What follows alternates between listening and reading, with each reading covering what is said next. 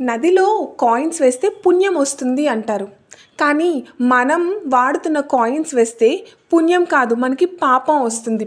ఇప్పుడంటే మనం stainless steel coins use చేస్తున్నాం. అదే మన పాత వాళ్ళు ఏంటంటే కాపర్ కాయిన్స్ యూజ్ చేసేవారు మ్యాక్సిమంగా. ఆ కాపర్కి ఏంటంటే ఇన్బిల్ట్గానే వాటర్ని ప్యూరిఫై చేసే గుణం ఉంటుంది దాంట్లోని. సో అది రివర్లో వేస్తే వాటర్లో ఉన్న ఇంప్యూరిటీస్ అన్నీ కూడా పోయి ఫ్రెష్గా ఉంటుంది, మనుషులు కూడా ఆరోగ్యంగా ఉంటారు అని వాళ్ళు భావించారు. ఊరికనే వెయ్యండ్రా వాటర్ ప్యూరిఫై అవుతుంది అంటే ఎవరు వేస్తారు? అదే దేవుడు, నమ్మకం, భయం, భక్తి పెడితే వేస్తారు కదా అని అలా చెప్పారు.